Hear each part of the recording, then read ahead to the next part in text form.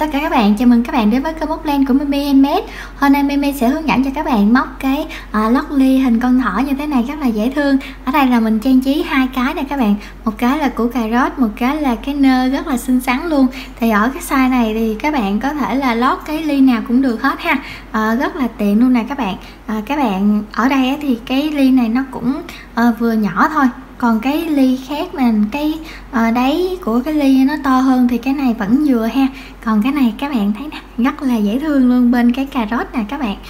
Mình hy vọng là các bạn sẽ yêu thích cái mẫu lót ly thỏ này ha. Nếu mà các bạn yêu thích đó, các bạn nhớ nhấn like video này giúp mình nha, và bình luận ở phía bên dưới ủng hộ Mimi bằng một cái lượt đăng ký kênh nha các bạn. Mình cảm ơn các bạn rất nhiều luôn. Và bây giờ chúng ta sẽ móc cái chiếc lót ly dễ thương đáng yêu này nha. Với cái mẫu thỏ này thì chúng ta rất là dễ làm á các bạn. Các bạn muốn nó là 3 hàng hoặc là 4 hàng như thế này nè đều được ha, tùy theo mà các bạn móc. Ở cái màu xanh này mình dùng cái kim 3mm á, cái này là cho mọi loại size luôn nè các bạn. Ly nào to cũng vừa luôn ha. Còn mình muốn làm cái thứ hai này là cho nó nhỏ hơn xíu thì mình sẽ giảm cái size kim lại ha. Và mình móc cái len Milton cuộn 125g á, thì lót ly mà các bạn có thể là móc các loại sợi giò sợi thô để mà cho nó không có bị thấm hút nhiều nước á, thì các bạn có thể là cân nhắc việc sử dụng len hoặc là sợi ha. Và cái con mắt này nè, các bạn muốn trang trí thì trang trí, còn cái chỗ này các bạn có thể là trang trí nơ hoặc là hoa gì đó cho cái tay thỏ của chúng ta thêm xinh yêu ha. Ở đây là mình làm trang trí nơ nè, cái nơ này mình có hướng dẫn rồi, mình sẽ để link ở dưới cái phần mô tả ha. Còn cái thứ hai này chắc mình sẽ làm một cái củ cà rốt nhỏ nhỏ các bạn. Các bạn chuẩn bị cho mình một cái mắt này, nếu mà các bạn có thì chúng ta sẽ làm, còn không có thì chúng ta sẽ để nguyên, hoặc là các bạn có thể lấy len màu đen để mà chúng ta móc 4 mũi móc đơn trong cái vòng tròn ma thuật đó, thì chúng ta cũng sẽ có được một cái mắt đen hình tròn ha, để mình dán lên. Rồi chuẩn bị cho mình thêm kéo cắt len với lại kim khâu len. Và bây giờ chúng ta sẽ lấy len ra và tạo một cái vòng tròn. Chúng ta sẽ tăng hàng tịnh tiến giống như là móc nón nha các bạn. Các bạn đưa cái kim móc vào vòng tròn, kéo len qua, móc lên cho mình 2 mũi móc xích nè. Rồi các bạn sẽ làm cho mình 12 mũi móc kép vào cái vòng tròn này nha. 1 2 3 4 5 6 7 8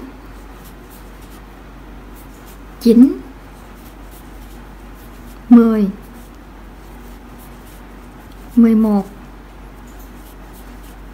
12. Sau đó các bạn sẽ kéo cái vòng tròn này cho nó khít lại, và chúng ta sẽ trượt mũi vào cái chân móc đầu tiên, rút thật chặt lại.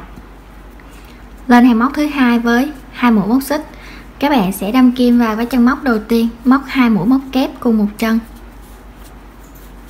Chân móc thứ hai tương tự và làm lần lượt hết tất cả các chân móc, mỗi chân móc là 2 mũi móc kép cùng một chân.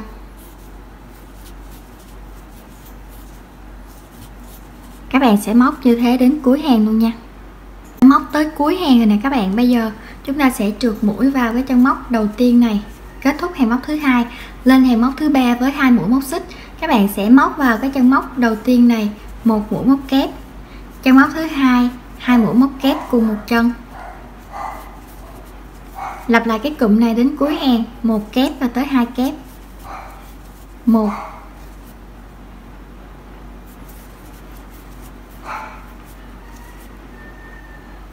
2, và các bạn móc đến cuối hàng luôn nha.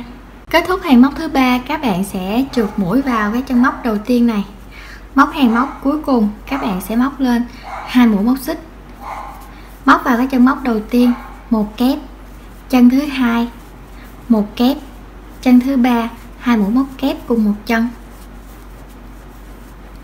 Các bạn lặp lại cái cụm này đến cuối hàng, 1 1 2 1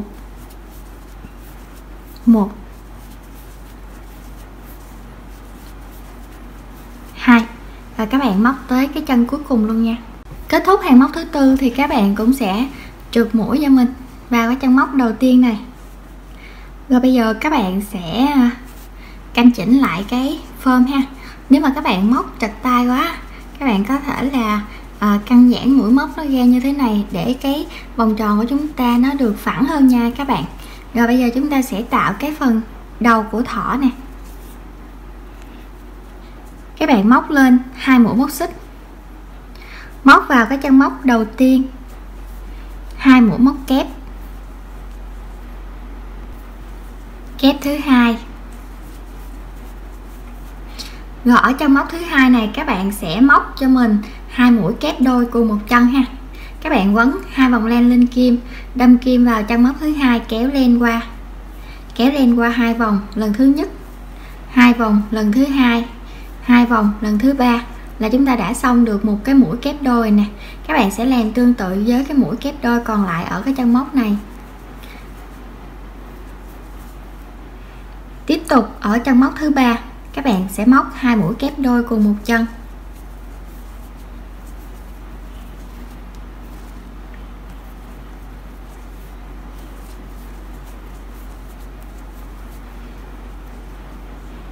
Ở chân móc thứ tư này các bạn sẽ móc 2 mũi móc kép.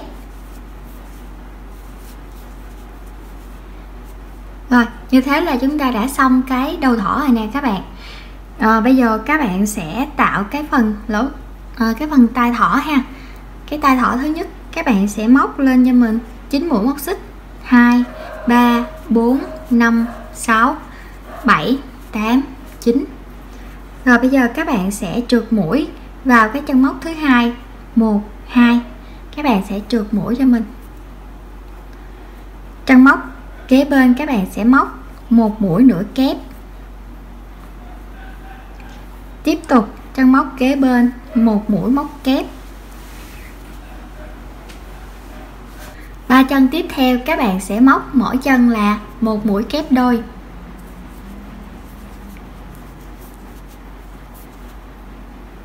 Một,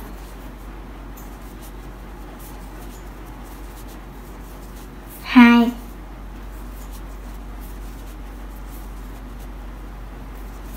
ba. Rồi chân móc kế bên các bạn móc 1 mũi móc kép. Chân móc còn lại các bạn sẽ móc 1 mũi nửa kép và các bạn sẽ trượt mũi vào cái hai nhánh này nè, ở phía dưới nè. Các bạn sẽ trượt mũi vào hai nhánh này. Rồi chúng ta đã xong cái tai thỏ thứ nhất. Cái tai thỏ thứ hai các bạn cũng sẽ làm tương tự, móc lên 9 mũi móc xích, 3 4 5 6 7 8 9. Trượt mũi vào cái chân móc thứ hai, mũi nửa kép vào chân móc kế bên, mũi móc kép vào chân móc kế tiếp. 3 chân tiếp theo mỗi chân 1 mũi kép đôi.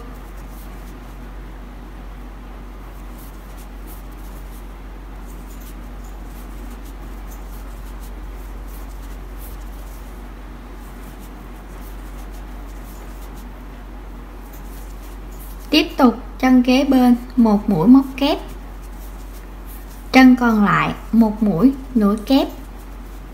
Trượt mũi vào cái chân móc ở phía dưới và cắt len. Các bạn sẽ rút lại cho mình.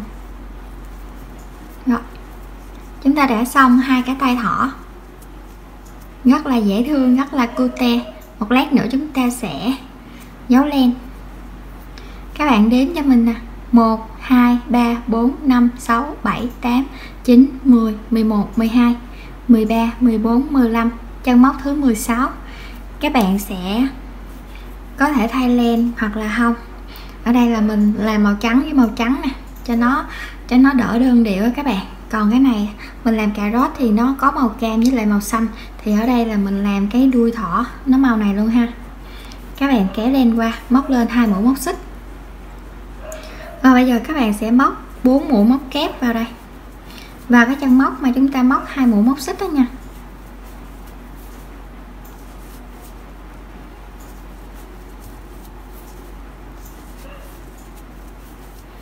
Móc lên 2 mũi móc xích, trượt mũi vào cái chân móc đó luôn.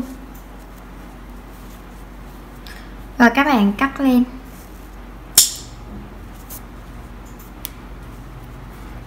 Các bạn cũng rút nó lại.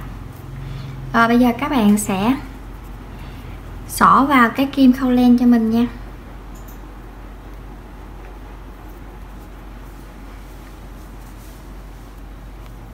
Rồi các bạn sẽ đâm kim vô đây.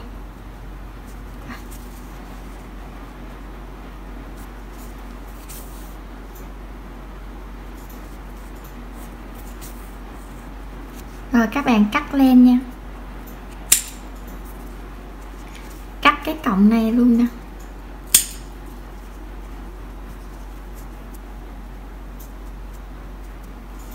Rồi ở đây các bạn cũng sẽ xỏ vô luôn.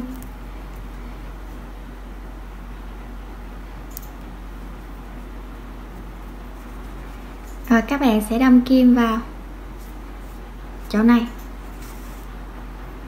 Rồi các bạn lật qua đây và chúng ta sẽ đâm kim qua đây, giấu len, cắt len luôn nha.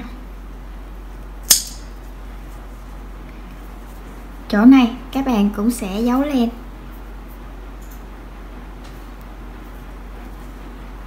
Giấu vô chỗ này.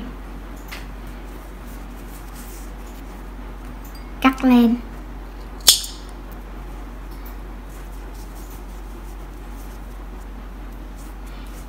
Rồi bây giờ chúng ta sẽ làm cái cà rốt nha.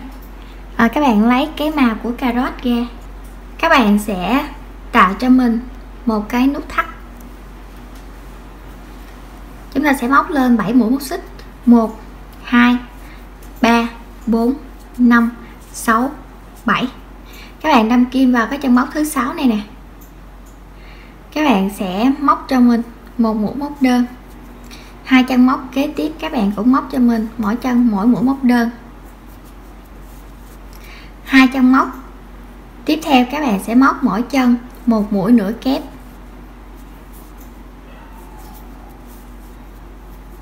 Chân móc cuối cùng các bạn sẽ móc một mũi móc kép.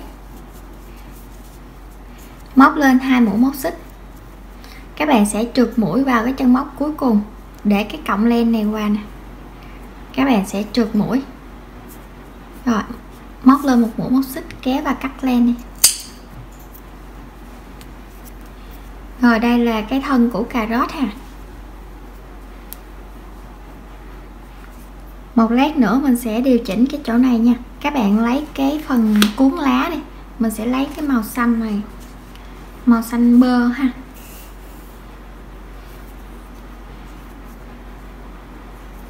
Rồi các bạn sẽ đâm kim vào cái dây 2 mũi móc xích này nè. Các bạn kéo len qua, móc lên cho mình 3 mũi móc xích nha. Các bạn sẽ trượt mũi vào cái chân móc xích thứ hai nè. Trượt mũi vào cái chân móc xích đầu tiên nè. Sau đó các bạn lại móc lên cho mình 3 mũi móc xích. Lại trượt mũi vào cái chân móc xích thứ hai. Trượt mũi vào chân móc xích thứ nhất. Lại móc lên 3 móc xích. Làm tương tự như thế.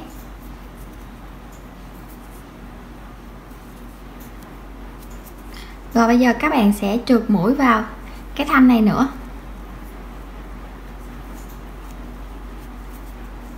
Rồi các bạn kéo len ra, cắt len, rút nó lại.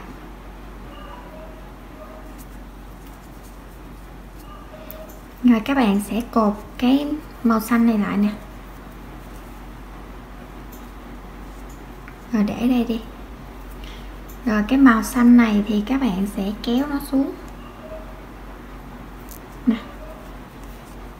Kéo nó xuống bên đây. Rồi các bạn cũng cột lại với nhau đi.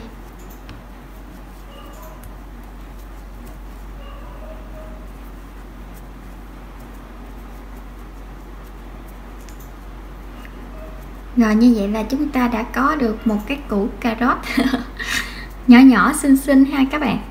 Rồi các bạn có thể là cắt cái chỗ len này đi.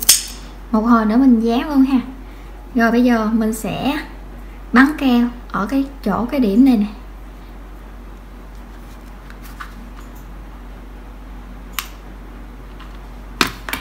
Đây các bạn, từ đầu cái xanh này cho tới cuối luôn ha.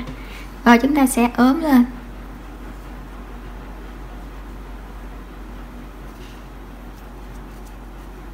Đó, rất là dễ thương. Rồi mình sẽ bắn keo ở chỗ này.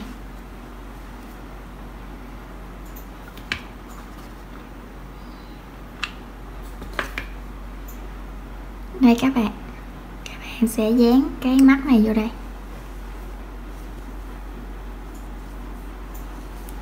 Rất là cưng luôn ha. Cái này để mình dán thêm một lần nữa.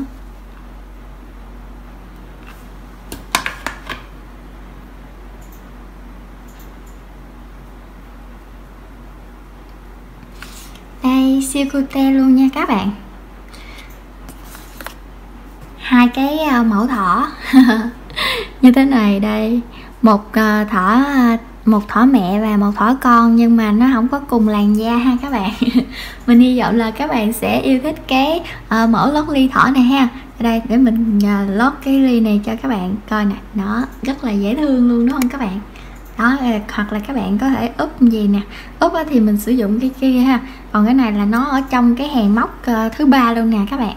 Đó, còn cái này thì nó sẽ hơi to xíu nè, hơi to xíu thì các bạn có thể úp gì để mình để cái phòng khách nữa các bạn, rất là đẹp, rất là dễ thương ha. Mình hy vọng là các bạn sẽ yêu thích cái mẫu lót ly thỏ này nha. Nếu mà các bạn yêu thích các bạn nhớ nhấn like video này giúp mình và bình luận ở phía bên dưới ủng hộ Mimi bằng một cái lượt đăng ký kênh nha các bạn. Mình cảm ơn các bạn rất nhiều luôn, và mình cũng cảm ơn các bạn đã dành thời gian ra theo dõi hết clip này và thực hiện cái mẫu lót ly thỏ này cùng mình nha. Bây giờ mình xin chào tạm biệt các bạn và hẹn gặp lại các bạn ở những clip sau nha. Bye bye.